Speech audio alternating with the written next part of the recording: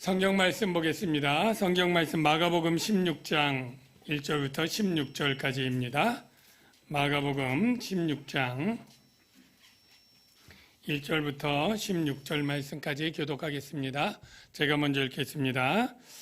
안식일이 지남에 막달라 마리아와 야고보의 어머니 마리아와 또 살로메가 가서 예수께 바르기 위하여 향품을 사다 두었다가 안식 후 첫날 매우 일찍이 해돋을 때에 그 무덤으로 가며 서로 말하되 누가 우리를 위하여 무덤문에서 돌을 굴려주리요 하더니 눈을 들어 본즉 벌써 돌이 굴려져 있는데 그 돌이 심히 크더라. 무덤에 들어가서 흰옷을 입은 한 청년이 우편에 앉은 것을 보고 놀라매 청년이 이르되 놀라지 말라. 너희가 십자가에 못 박히신 나사렛 예수를 찾는구나. 그가 살아나셨고 여기 계시지 아니하니라. 보라, 그를 두었던 곳이니라. 가서 그의 제자들과 베드로에게 이르기를 예수께서 너희보다 먼저 갈릴리로 가시나니 전에 너희에게 말씀하신 대로 너희가 거기서 배우리라 하는지라. 여자들이 몹시 놀라 떨며 나와 무덤에서 도망하고 무서워하여 아무에게 아무 말도 하지 못하더라. 예수께서 안식 후 첫날 이른 아침에 살아나신 후 전에 7 귀신을 쫓아내어 주신 막달라 마리아에게 먼저 보이시니 마리아가 가서 예수와 함께하던 사람들이 슬퍼하며 울고 있는 중에 이 일을 알림해 그들은 예수께서 살아나셨다는 것과 마리아에게 보이셨다는 것을 듣고도 믿지 아니하니라. 그 후에 그들 중 2 사람이 걸어서 시골로 갈 때에 예수께서 다른 모양으로 그들에게 나타나시니 2 사람이 가서 남은 제자들에게 알리었으되 역시 믿지 아니하니라. 그 후에 11 제자가 음식 먹을 때에 예수께서 그들에게 나타나사 그들의 믿음 없는 것과 마음이 완악한 것을 꾸짖으시니 이는 자기가 살아난 것을 본 자들의 말을 믿지 아니함일러라. 또 이르시되 너희는 온 천하에 다니며 만민에게 복음을 전파하라. 믿고 세례를 받는 사람은 구원을 얻을 것이요 믿지 않는 사람은 정죄를 받으리라. 아멘. 네, 우리 좌우에 인사하는데 오늘 부활주일이니까 예수님 부활하셨습니다. 그렇게 인사할까요? 시작. 네, 예수님 부활하셨습니다. 네, 여러분 신앙생활 한 횟수가 많게는 수십 년 되신 분들이 꽤 있을 텐데 수십 번 부활주일 맞이했을 거예요. 그래서 아마 부활주일 되면서 들었던 설교들 보면 아마 다 부활에 관한 말씀이니까 되게 오늘 본문의 내용들을 다 정확히 많이들 알고 계실 것입니다.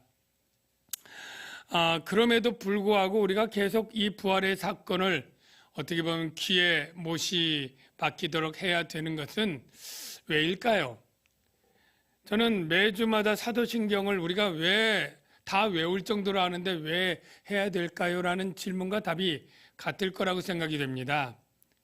우리가 왜 똑같은 밥을 매일 먹나요? 네, 우리가 그 밥을 먹을 때 하루하루 살아갈 힘을 얻는 것처럼 가장 중요한 신앙의 고백들을 우리가 매주마다 정기적으로 함으로 우리가 그 본질에서 조금도 우리의 마음과 생각이 흐트러지지 않고 우리의 믿는 바가 정확하게 자리 잡도록 하기 위함이라고 그렇게 생각이 됩니다.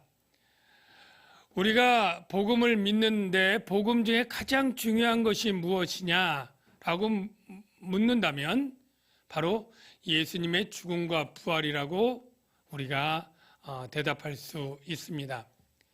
옛날에 4대 절기 중에 어느 절기가 가장 중요하냐 그런 생각을 해봤습니다. 여러분 우리가 지키는 4대 절기 다 아시죠? 부활절, 맥추절, 추수절, 성탄절 이렇게 할 때 어느 절기가 뭐 다 중요하고 의미가 있겠습니다만 그래도 꼭 꼽는다 그러면 우리의 구원과 관련된 절기가 성탄절하고 부활절이에요.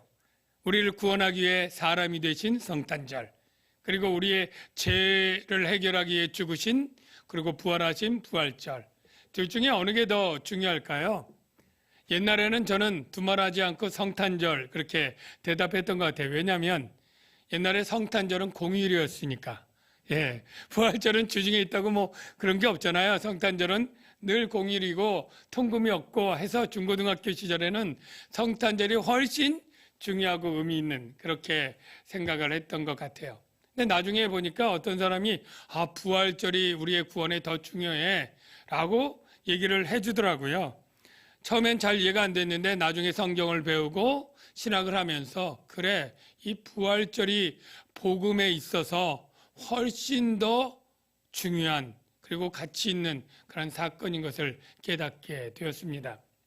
그런데 이 부활이, 예수님의 부활이 우리에게 어떤 의미가 되고 왜 중요한지를 알기 전에 늘 먼저 해야 되는 것이 예수님의 부활 사건이 어떻게 일어났는지를 우리가 정확하게 아는 게 중요합니다.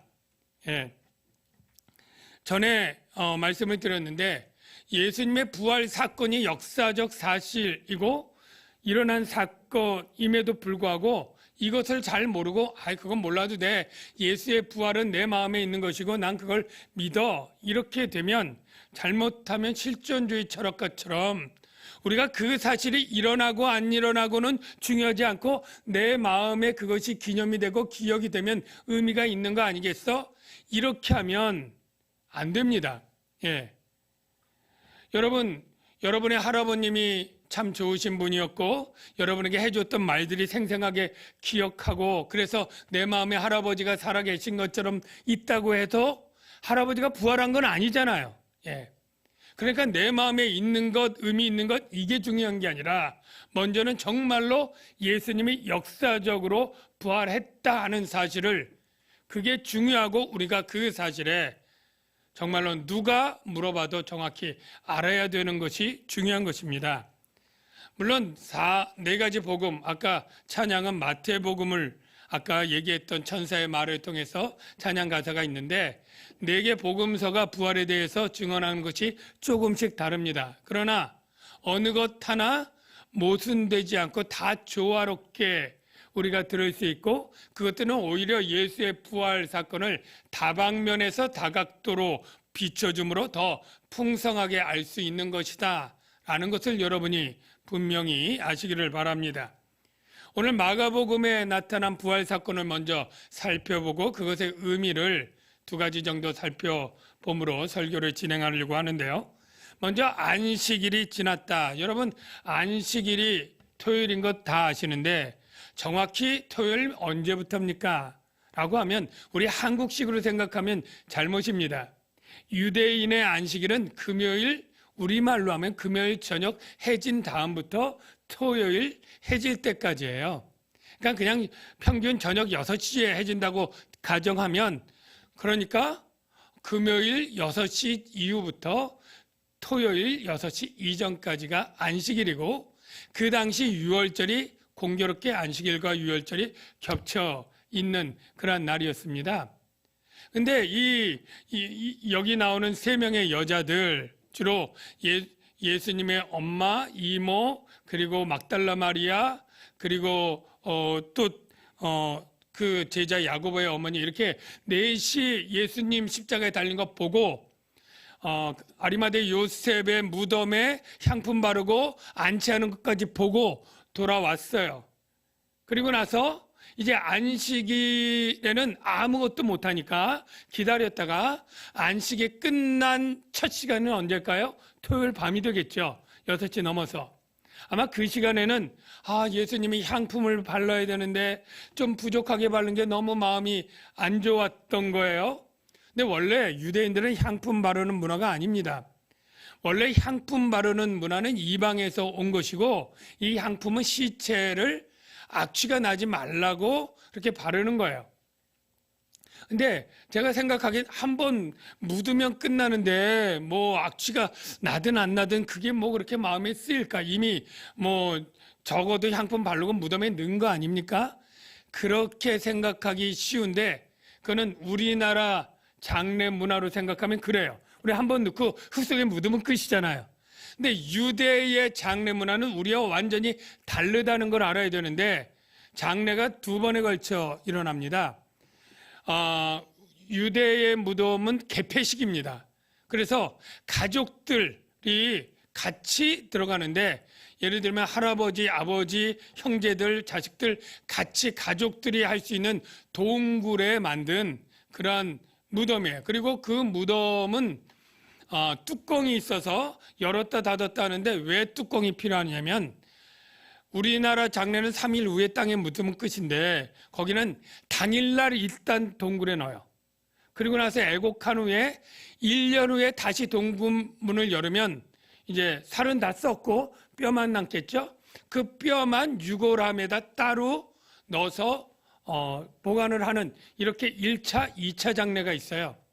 여러분, 성경 중에 보면 예수님이 나를 따르라 그랬더니 내 아버지 장례가 될 때까지 좀 기다려달라고 그렇게 주저하는 내용의 어떤 제자 있잖아요.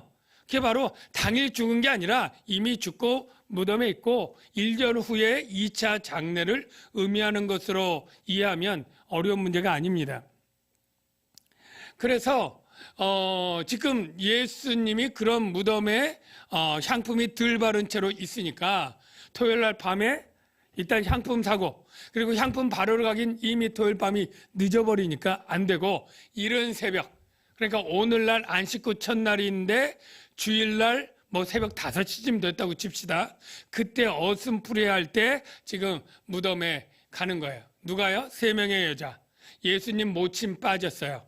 자, 누구냐 하면 막달라 마리아, 두 번째 야고보의 어머니 마리아인데, 예수님의 제자 중에 야고보가 2명이죠.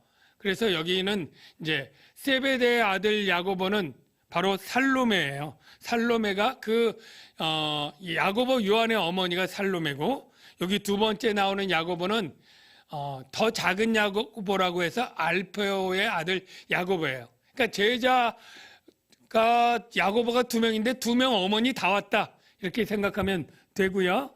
그리고 하나는 예수님의 이모가 되는 거죠. 이 살로메는. 그러니까 세 어머니들이, 여인들이 이제 무덤에 가는데 걱정을 합니다. 무슨 걱정을 하느냐면, 자, 그 걱정 말씀 3절 볼까요? 자, 같이 봐요. 시작. 서로 말하되 누가 우리를 위하여 무덤문에서 돌을 굴려주리요 하더니.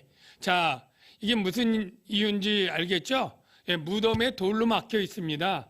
그리고 그거를 굴리려면 굉장히 힘든 게 한 4, 5명의 장정 이상이 돼요.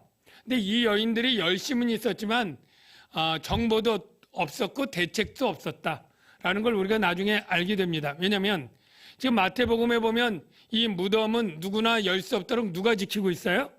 로마 군병들이 지금 임봉해서 지키는 거잖아요. 그러니까 가도 지금 안 되는 거예요, 사실은. 예, 문 못 열어요. 근데 지금은 로마 군병까지 있다는 것도 이 여인들은 모르는 것 같아요. 모르고 일단 그 돌 무거운 걸 어떻게 굴릴까, 그 고민만 하고 가는 거예요.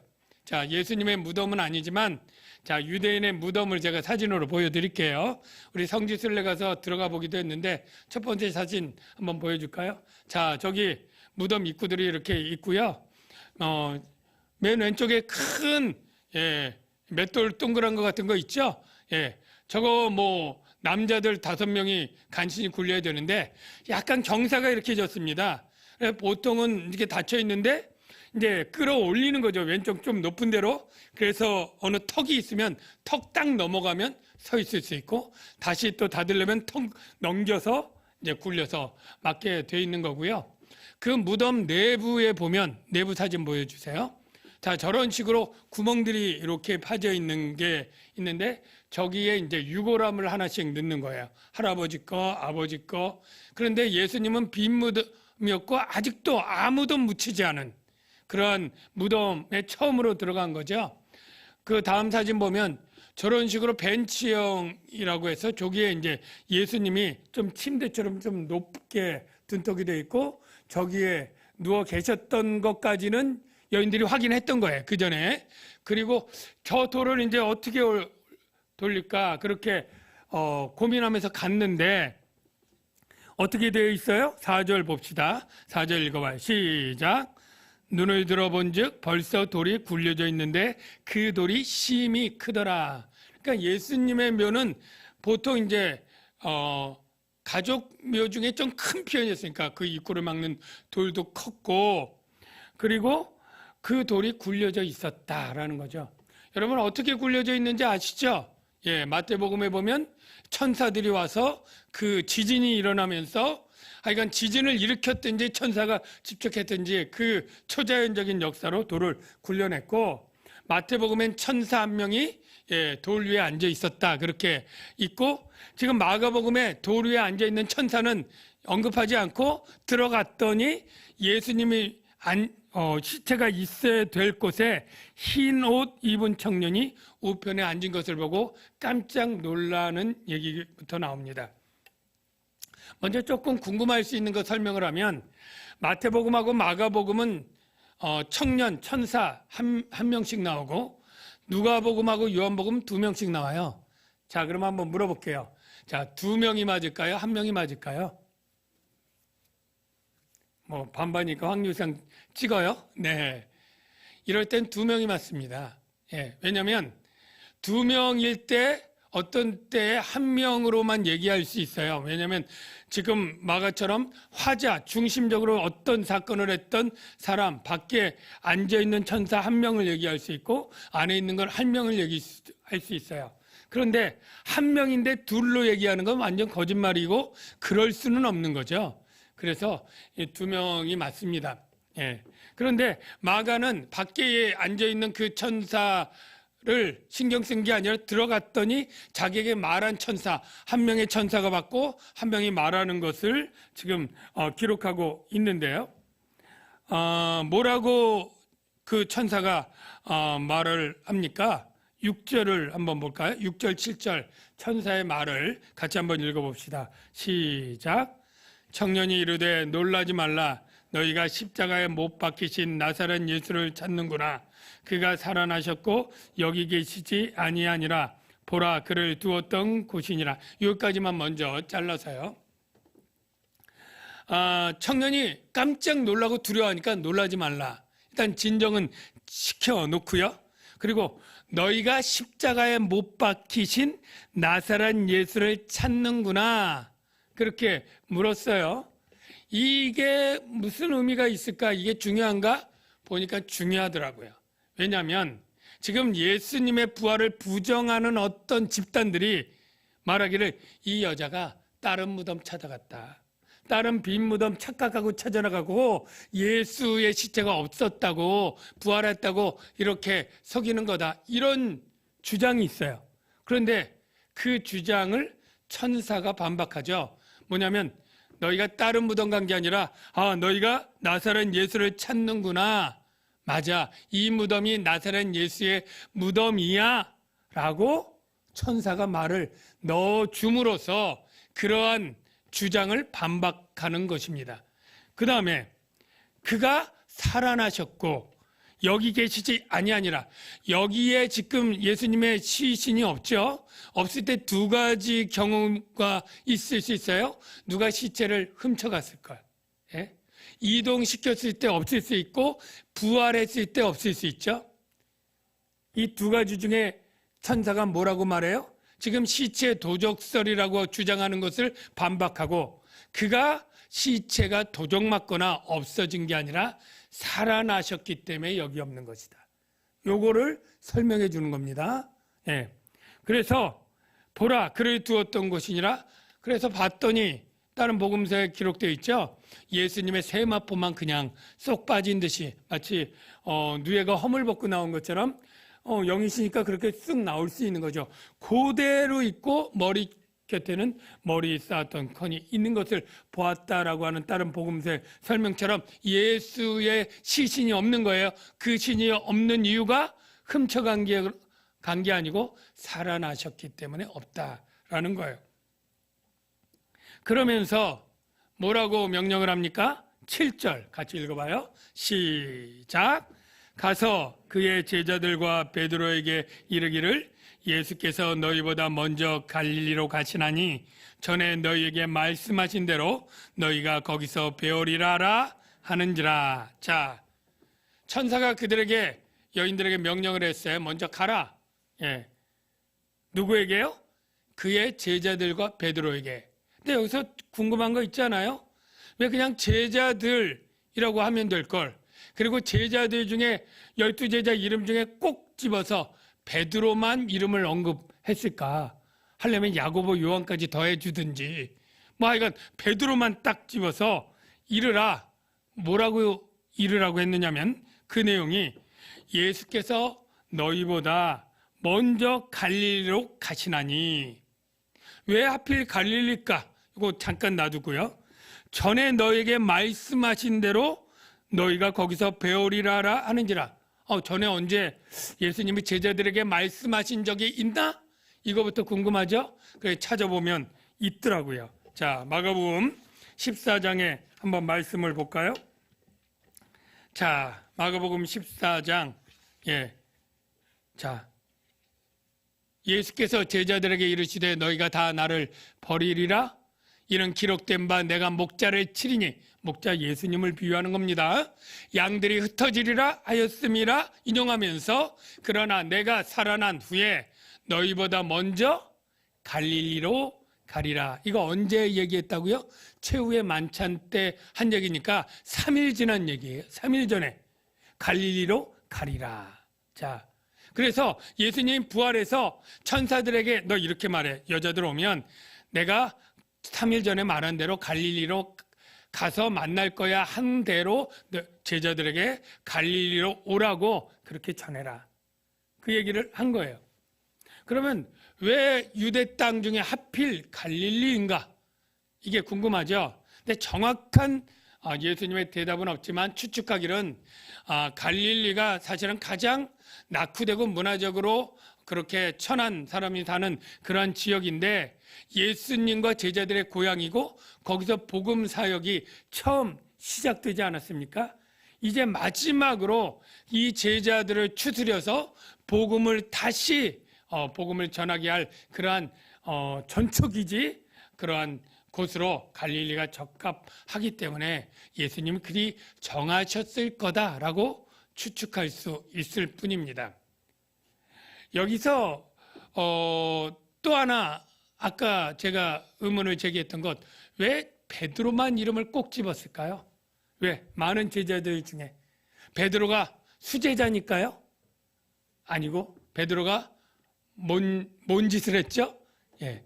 예수님을 대놓고 부인을 하고 자기 저주하면서까지 부인했죠. 그러니 부활하신 예수님 볼 때 나중에 부활하신 예수님 부활했다는 사실을 알면 가장 부끄러워 숨고 싶을 일이니 베드로 아닙니까?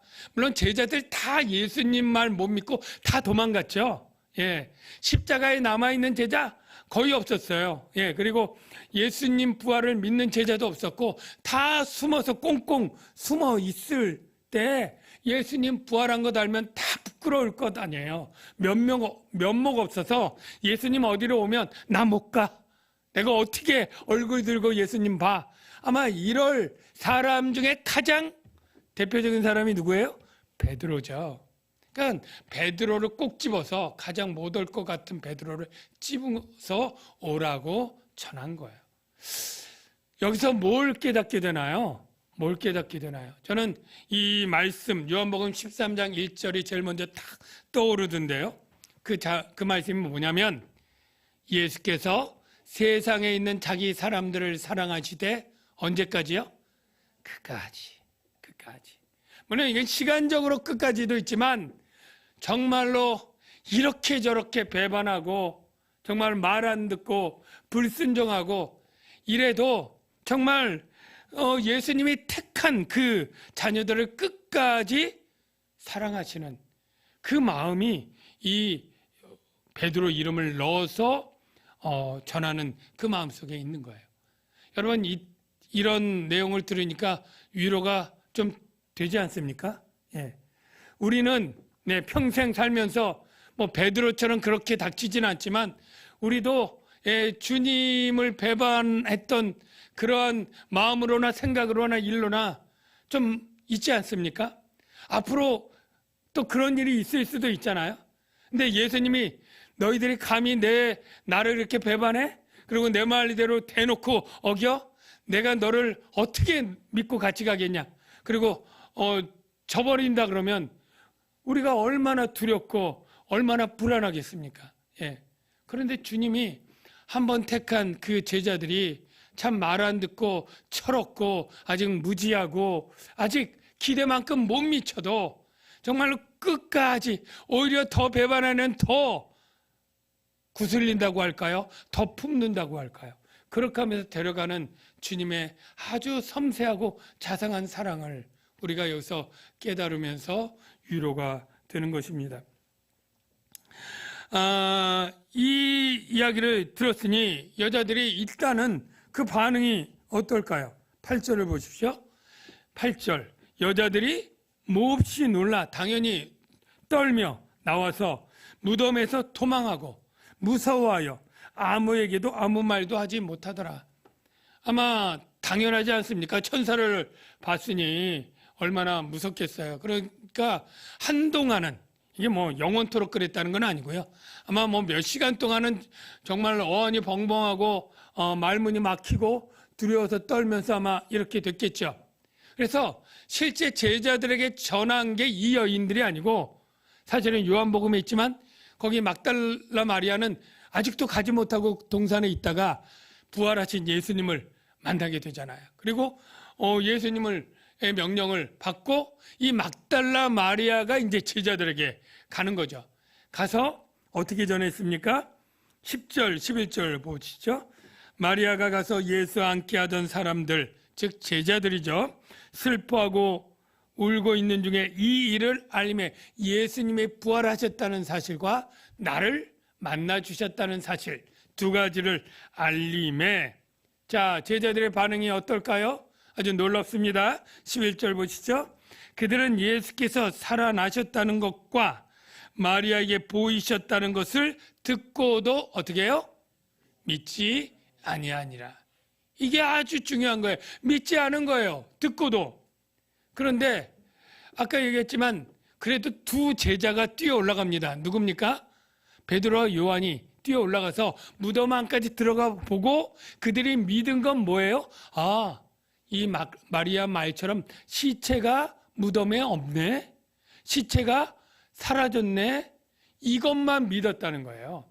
부활했다는 것을 믿은 게 아니라 시체가 그 말대로 무덤에 없네? 이것만 믿고 온 거예요. 그리고 이제 12절, 13절 봅시다. 어떤 사람 얘기인지 읽어봐요. 12절 시작. 그 후에 그들 중 두 사람이 걸어서 시골로 갈 때에 예수께서 다른 모양으로 그들에게 나타나시니, 자, 누군지 알겠죠? 엠마오로 가는 두 제자입니다.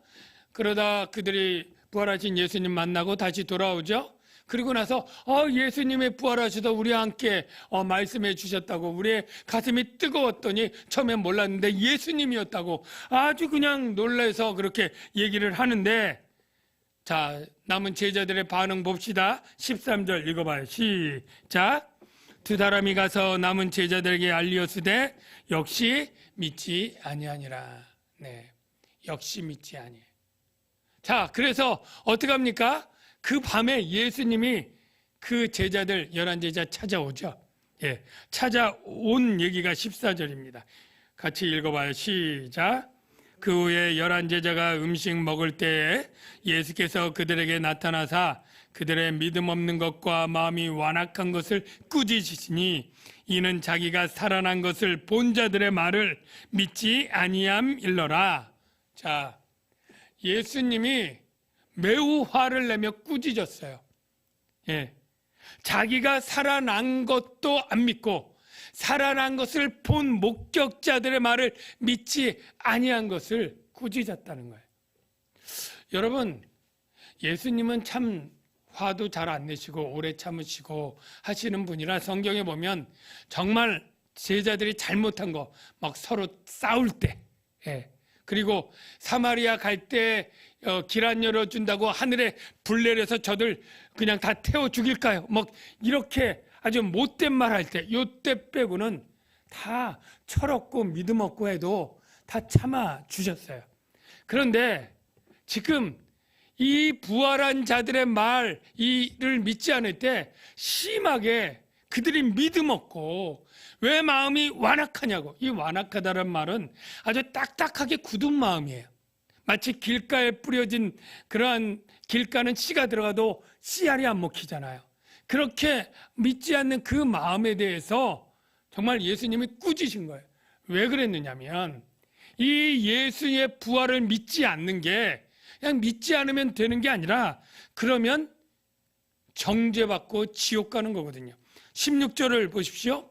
믿고 세례를 받는 사람, 이게 믿는 사람 똑같아요. 믿는 사람은 구원을 얻을 것이요 믿지 않는 사람은 정죄를 받으리라. 물론 그 앞의 내용이 복음이지만 복음의 핵심이 바로 부활이거든요.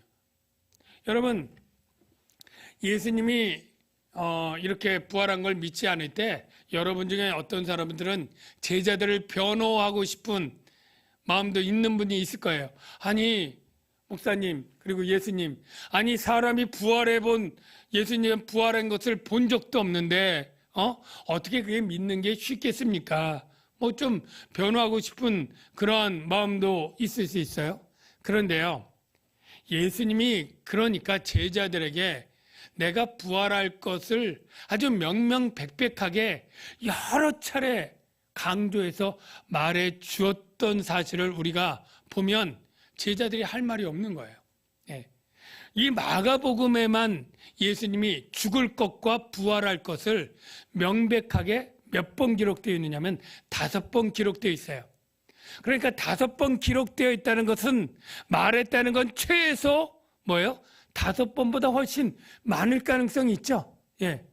근데 성경의 마가복음에만 5번 기록되어 있는데 3년 중에 골고루가 아니라 3년 반 공생애 중에 마지막 1년 동안, 그러니까 2년 반 동안은 얘기 안 한 거예요. 마지막 1년 남았을 때 가이사랴 빌립보에서 5번, 예수님 죽으러 가면서 5번 얘기하는데요. 제가 그걸 지도로 표시를 해보았어요. 자, 그 지도 사진을 한번 볼까요? 자, 보이시나요? 맨 꼭대기에 뭐 있어요? 저게 가이사랴 빌립보예요. 저기서 처음 얘기를 합니다. 그리고 쭉 내려와서 2번이 다볼산이에요. 다볼산. 이 다볼산이 변화산으로 추측돼요. 변화산이라고 되어 있지만 원래 변화산이라고 하는 지명이 없어서 헬몬산이냐 다볼산이 막 그런데 다볼산이 유력해서 다볼산으로 그때 부활을 얘기했고, 그 다음에 거기가 갈릴리 지역 세 번째 거기서 얘기했고, 그리고 죽으러 예루살렘 내려오는 길에 어딘지 모르지만 저 파란색 글씨 중에 한 번 얘기했고, 그리고 마지막에 예루살렘, 그리고 마가 다락방에서 최후 만찬을 한 다음에 이렇게 5번 얘기를 했다.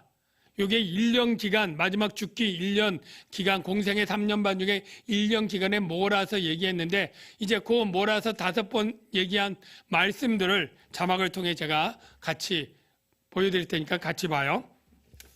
가이사랴 빌립보에서 처음 마가복음 8장 31절에 빌립보 가이사랴에서 뭐라고 말하냐면, 인자가 많은 고난을 받고 장로들과 대제사장들과 서기관들에게 버림받되어, 자, 그 다음 죽임을 당하고 사흘 만에 살아날 것을 비로소 그들에게 가르치시되. 가르친다는 건 한 번 슬쩍 말한 게 아닙니다. 공부시킨 거예요. 한 번 말하고 끝난 게 아니라 가르치는 것은 기억에 남도록 강조해서 말했다는 거예요. 슬쩍 말하고 끝난 게 아닙니다. 기억해야 돼요. 자, 2번째. 그들이 산에 내려올 때, 변화산에서 내려왔다고 그랬죠. 다볼산에서 내려올 때 예수께서 경고하시되, 여러분 경고는 흐트로 그냥 함부로 말하는 경고가 없어요. 기억나고 지킬 수 있도록 강조해서 새기는 거예요. 인자가 죽은 자 가운데 살아날 때까지는 본 것을 아무에게도 이르지 말라. 변화산에 변형된 것을 언제까지요? 경고의 그 기한이 중요하잖아요. 죽었다가 살아날 때까지. 그러면 살아나는 사건을 모르면 안 되는 거죠. 자, 3번째. 자, 이제 갈릴리 가운데로 지날 때 이는 제자들을 가르치시며, 여기서 가르쳐요. 또 인자가 사람들의 손에 넘겨져 죽임을 당하고 죽은 지 3일 만에 살아나리라는 것을 말씀하셨기 때문이라. 분명하게 가르치시는 말씀 중에 인자가 죽어서 3일 만에 살아나리라 제자들에게 말한 거예요. 자, 네 번째, 예루살렘 올라가는 길에 이제 점점 죽은 지 얼마 안 남았어요. 인자가 더 내용이 구체적이에요. 인자가 대제사장들과 서기관들에게 넘겨짐에 그들이 죽이기로 결의하고 산헤드린 공회를 얘기하죠. 이방인들에게 넘겨주겠고 로마 총독에게 넘겨지는 거죠. 그들은 능욕하며 침뱉으며 채찍질하고 얼마나 세심합니까? 얼마나 정확합니까? 침뱉는 거, 채찍질하고 정말 욕보이는 거 다 예수님이 예언하면서 죽일 것이나 그는 3일 만에 살아나리라. 얼마나 정확하게 얘기를 합니까? 그 다음에 이제 최후의 만찬 3일 전이에요. 그러나 최후의 만찬 내가 목자를 치리니 양들이 흩어지리라 하였음이라 구약 성경을 인용하면서 그러나 내가 살아난 후에 너희보다 먼저 갈릴리로 가리라. 그러니까 갈릴리에서 보자 라고 얘기를 한 거예요. 자, 그러면 이렇게 제자들이 경고받고 가르침 받고 배우고 3일 전에 했으면 적어도 예수님 부활할 때 그 무덤 앞에서 현수막 들고 축 예수 부활 그리고 기다려야죠. 아니 이렇게 예수님 예언대로 다 맞아 들어가는 것이면 처음에는 의심하고 과연 그럴까 하다가 정말로 예수님 말대로 자꾸 하나 안 틀리고 다 되어 가잖아요. 대제사장에게 심판받고 이방인에게 넘겨지고 뭐 이렇게 다 되는 거 보면 예수님 말 맞구나. 그리고 마지막도 맞겠거냐고 그 무덤 앞에 기다려야죠. 안 나온 거예요. 안 나왔을 뿐 아니라 여자들이 그러면 처음에는 안 믿었다고 쳐요. 근데 여자들이 가서 정말 말씀대로 예수님 부활하셨습니다. 내가 직접 눈으로 만나고 목격했습니다 하면 그때는 믿어야죠. 그때도 안 믿은 거예요. 두 제자들이 와서 얘기해도 또 안 믿은 거예요. 그러니까 주님이 너희들이 완악하다. 믿음이 없다. 이 믿음 없으면 정죄받고 심판받는데 이 부활에 대한 믿음이 없다고 너무나 안타까운 마음, 뭐 이런 마음으로 꾸짖으신 거예요. 사랑하는 성도 여러분, 예수님이 부활하셨다는 사실을 믿으시는 분 아멘. 조금 대답 안 하시는 분이 있는데 예수님 다 보고 계셔요? 예수님 부활하신 거 믿으시면 아멘. 네. 여러분 이 믿음이 얼마나 중요한지 아셔야 돼요. 바로 복음을 믿는 것 중에 핵심이 예수님의 부활을 믿는 것이다 라고 여러분이 아셔야 됩니다. 어떤 사람 내가 다 믿는데 예수님의 부활만 못 믿겠어. 그거 안 믿는 거나 마찬가지입니다. 믿는 사람은 구원을, 믿지 않는 사람은 정죄를 해서 예수의 부활이 빠지고 믿으면 구원 아닙니다. 왜 그런지 말씀을 드릴게요. 자, 복음의 핵심은 무엇이냐면 예수 그리스도가 내 죄를 대신해서 죽고 부활하셨다는 거 아니에요? 예수님이 죽었다는 사실 자체는 복음이 안 돼요. 예수님이 죽은 것 전하면 믿으라고 하면 다 믿어요. 다 눈으로 보고 했으니까. 그런데 믿을 내용은 뭐냐면 정말 중요한 게 예수의 죽음이 내 죄를 대신하는 대속의 죽음이었느냐? 이게 복음이죠. 그래서 예수님의 죽음이 내 죄값을 대신하는 대속의 죽음이라는 게 믿음의 복음의 핵심이고 그걸 믿어야 구원받는데 아니 예수님의 죽음이 내 죽음이고 내 죄값 치는 걸 어떻게 믿어? 이렇게 나오면 여러분 어떻게 설명할래요? 구약 성경에 그렇게 있다는 거 구약 성경에 그 선지자의 말을 어떻게 믿겠느냐고. 여러분 구약 성경에 뭐 예수님의 부활이 대속의 메시지가 없어요? 있습니다. 이사야 53장 11절에 보면 나의 의로운 종이 자기 지식으로 많은 사람을 의롭게 하며 또 그들의 죄악을 친히 담당하리라. 나의 의로운 종 메시아가 내 죄악을 담당한다 뭐 하는데 예수가 메시아라는 증거 있냐고. 예수가 나의 의로운 종의 그 의로운 종이고 죄악을 친히 담당한 자인 걸 어떻게 믿느냐고. 라고 따지면 할 말이 없는 거예요. 그런데 여러분, 그 확실한 증거가 사람은 못 믿는데 하나님은 믿잖아요. 하나님이 증인이 되시고 증거를 보여주신 거예요. 바로 예수가 다시 살아난 사건. 여러분, 사람이 죽었는데 살릴 수 있는 분이 하나님 외에 또 있습니까? 없어요. 어떤 귀신도, 어떤 능력, 초능력자도 죽은 사람을 완전히 부활시킬 수 있는 분은 하나님 한 분이에요.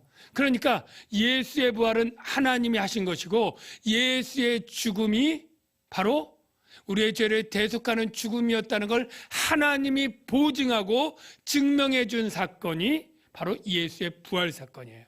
그래서 예수의 부활을 믿을 때에 바로 예수의 죽음이 내 죄를 대신한 죽음이라는 것을 인정하는 것이고, 하나님이 예수를 살리셨다는 것을 믿을 때 예수가 그리스도가 인정이 되는 것이죠.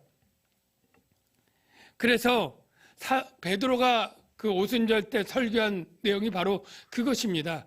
하나님이 살리셔서 예수를 그리스도로 증명했다라는 거예요. 사도행전 2장에 있는 말씀들을 볼게요. 하나님께서 정하신 뜻과 미리 아신 대로 내준 바 되었거늘 너희가 법 없는 자들의 손을 빌려 못 박아 죽였으나, 예수는 죽였으나, 자, 이 예수를 누가 살려요? 하나님이 살리신지라. 이게 어떤 의미냐면, 하나님이 오른손으로 예수를 살리시고 높이심에 너희가 십자가에 못 박은 이 예수를 하나님이 주와 그리스도가 되게 하셨느냐. 누구도 부정할 수 없는 주와 그리스도가 되게 하는 사건, 예수의 부활 사건이고, 그가 우리의 죄를 대속한 구주로 인정하신 것이 바로 부활 사건이에요. 그래서 부활 사건을 믿는 것이 구원 얻는 믿음이고 복음의 핵심이다 라는 건 여러분 아시기를 바랍니다. 그러면 부활을 왜 믿어야 되느냐? 미리 답이 나왔지만 두 구절 말하고 마칠 텐데요. 부활을 왜 믿느냐? 부활을 믿어야 하나님이 나를 의롭게 여겨주고 나를 부활시켜 주실 것이기 때문이에요. 나를 의롭게 하고 부활시켜 주실 것. 자, 로마서 4장 23절 우리가 얼마 전에 배운 말씀인데요. 그에게 의로 여겨졌다 기록된 것은 아브라함만 위한 것이 아니요. 자, 그 다음 곧 예수 우리 주를 죽은 자 가운데서 살리시니 누굽니까? 하나님. 바로 하나님을 믿는 자니라. 즉 예수 죽은 자를 살리신 하나님을 믿을 때 하나님이 우리를 의롭게 여겨 주고요. 그리고 우리를 어떻게 하느냐? 고린도전서 15장에 있는 말씀처럼 이렇게 말하죠. 만일 죽은 자가 다시 살아나는 일이 없으면 하나님이 그리스도를 다시 살리시지 아니하였으리라. 하나님이 그리스도를 살리신 이유는 죽은 자를 다시 살리는 일이 있는데 그 죽은 자가 누구냐?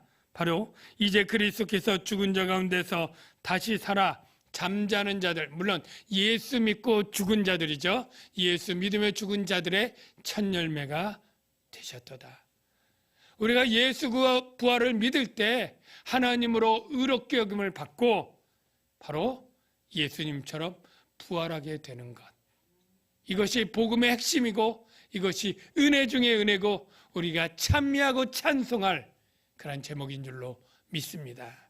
기도합니다. 하나님 아버지, 예수 부활로 말미암아 우리에게 부활의 소망을 주시고 우리를 의롭다 하신 그 은혜, 값없이 믿음으로 주신 은혜 어찌 그리 감사한지요. 이것을 늘 찬양하며 살아가는 저희가 되게 하여 주시옵소서. 우리 죄와 사망으로부터 구원하신 하나님의 은혜를 우리 이 찬양을 통해서 같이 고백해 보겠습니다. 은혜로다.